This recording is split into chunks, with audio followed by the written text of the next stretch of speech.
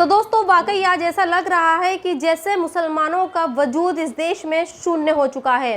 वो अब पिटेगा भी और पिटाई भी देगा। आपको मैं इस वक्त उत्तर प्रदेश के बहराइच से जो एनकाउंटर की खबर आ रही है उसके बारे में बताऊंगी, लेकिन मैं ये चाहती हूँ कि आप पहले एक डेटा देखें।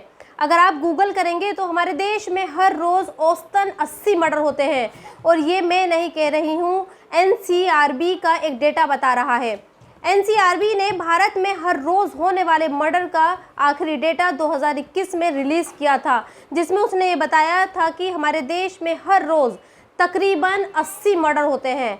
आपको बताने का मकसद सिर्फ इतना है कि ये जो हर रोज़ मर्डर हो रहे हैं, इनमें से कोई भी ऐसा डेटा नहीं है जो मर्डर होता हो उसका एनकाउंटर ही हो।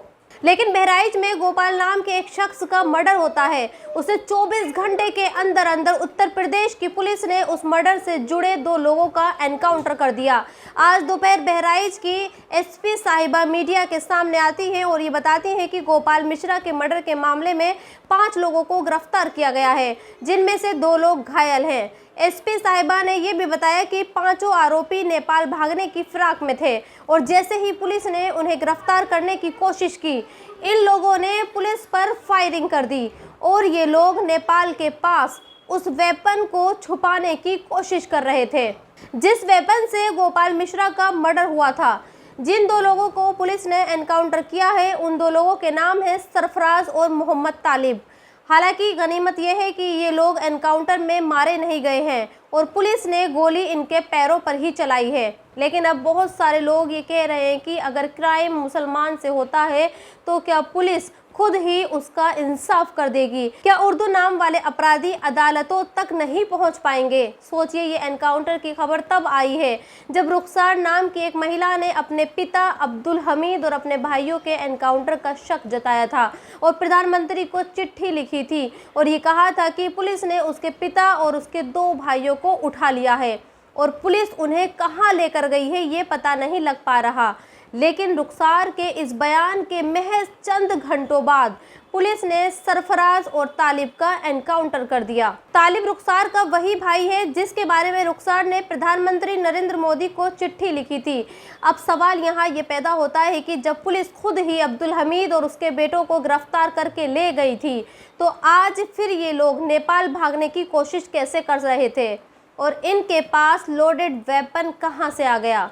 खैर, आज बहुत सारी सियासी पार्टियां यूपी पुलिस के इस एनकाउंटर पर सवाल उठा रही हैं और ये कह रही हैं कि उत्तर प्रदेश में जो कुछ भी हो रहा है वो सही नहीं हो रहा है। अखिलेश यादव ने ये कहा है कि बहराइच में जो कुछ भी हुआ उसे रोका जा सकता था, लेकिन पुलिस ऐसा करने में नाकाम रही और ये सब इसीलिए हुआ क्योंकि यूपी की सरकार भेदभाव के साथ काम करती है। लेकिन हैरानी की बात यह है कि इसी उत्तर प्रदेश में 34 मुस्लिम विधायक हैं और 4 मुस्लिम सांसद भी हैं, लेकिन इनका कहीं कोई पता नहीं है, इनका कोई बयान सामने नहीं आया है। इनमें से किसी ने भी मीडिया के सामने आकर ये नहीं कहा कि गोपाल मिश्रा धार्मिक जुलूस में शामिल था तो उसने किसी मुस्लिम के घर की छत पर चढ़कर भगवा झंडा क्यों लहराया। सोचिए, आज हमारे ये मुस्लिम नेता कितने डरे हुए हैं। इन्हें आज मुसलमानों की ज़रा सी भी फिक्र नहीं है, इन्हें अपनी नेतागिरी की फिक्र है और इसलिए ये मुसलमानों पर हो रहे जुल्म पर खामोश हैं और अपने बिलों में जाकर बैठे हुए हैं। हो सकता है आज के एनकाउंटर में सरफराज और तालिब बच गए, लेकिन इसकी कोई गारंटी नहीं है कि आने वाले वक्त में ये बच पाएंगे। हमारे नेताओं को मुसलमानों का वोट तो अच्छा लगता है, लेकिन उन पर हो रहे जुल्म से उन्हें कोई मतलब ही नहीं है। हाँ, ये लोग वक्फ बोर्ड के मामले में बढ़ चढ़कर बोलेंगे क्योंकि इन्हें पता है कि वक्फ के मामले में बोलने से इन्हें कोई कुछ नहीं कहेगा। तो दोस्तों, इस वीडियो में इतना ही। आप भी अपनी राय कमेंट्स बॉक्स में लिखकर मुझे ज़रूर बताएं और अब तक आपने मेरे चैनल को सब्सक्राइब नहीं किया है तो प्लीज़ सब्सक्राइब ज़रूर कर दें। शुक्रिया।